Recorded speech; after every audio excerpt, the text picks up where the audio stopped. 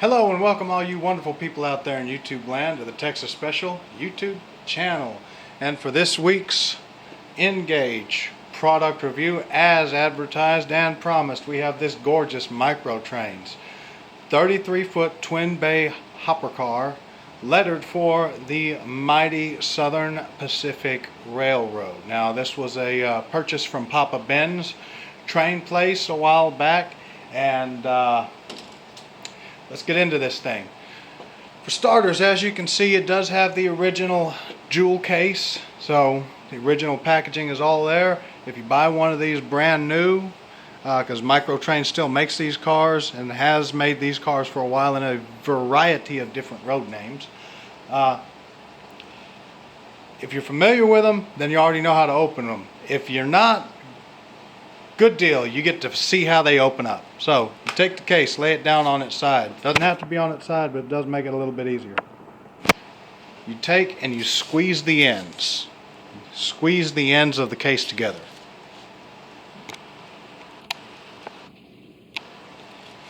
That allows the locking tabs to disengage from the little slots in the ends of the lid. Set that aside. Now you have the car just sitting there, and as you can see, it's fairly loose in the packaging, so it's not too difficult to get out. Matter of fact, I promise you, if I just dumped it out, it would fall right on out. I don't want to do that. I kind of like this car. Now let's see how much my camera will let me zoom in.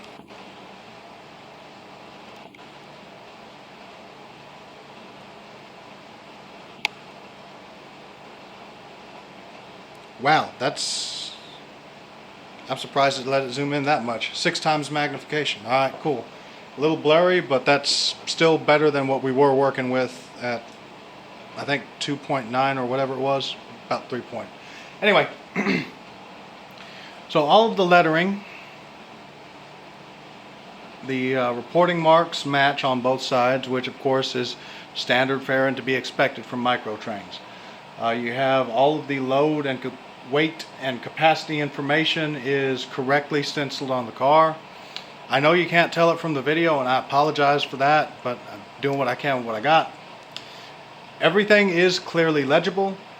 Depending on how good your vision is, you may or may not need magnification to actually read everything that's on these cars, all the information on these cars, but it's there, it's accurate.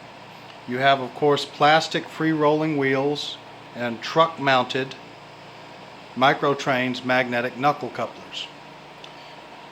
You have these nicely done ridges along the side of the car to simulate the individual welded panels that make up the car body. The Southern Pacific Sunset logo is very nicely done, and it corresponds right around here on the other side of the car. You have these stirrup steps all the way around. If we look at the underside of the car, come on, Alley, there. If we look at the underside of the car, you see the weight. Let me zoom out.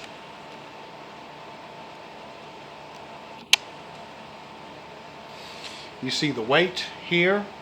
You have some rather minimalistic detailing on the unloading bay doors on the underside of the car, and you get a little bit better view of those truck mounted magnetic knuckle couplers.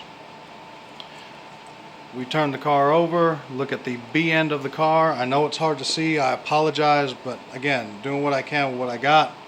You can see the reporting marks and number, which match the numbers on both sides of the car. You can see a little, maybe you can see it,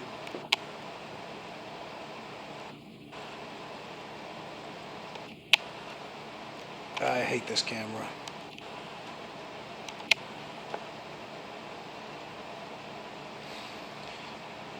You see a separately applied plastic handbrake, a little brakeman's perch there.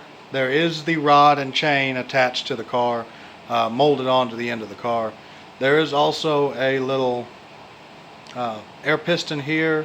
You do have the brake valve up in here, as well as the emergency and service reservoir.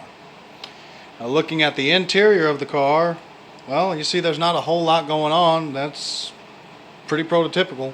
The only thing they could have done, and they did do it actually, there is some rivet detailing in there. It's hard to see, but it is there between the individual panels of the interior of the car body. So, a fairly straightforward piece of rolling stock. You have the full height ladders on opposite corners of the car. They're cast onto the body of the car, and of course you have these little rungs here. They're cast onto the body of the car too. So a fairly straightforward car. There's not really a whole lot to go into detail about, and not really a whole lot my camera is actually going to let me do as far as zooming in on the detail. It does have the friction bearing type trucks. I believe they're the 70-ton, friction bearing type trucks. So it does have that going for it.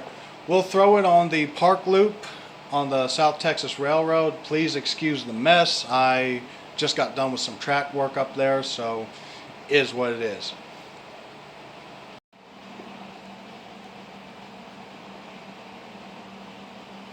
So as I stated, these are Microtrains couplers on the car. That is the reefer from last week's review. I'm gonna do a little coupler test and see that they actually do couple up with the Arnold GP7.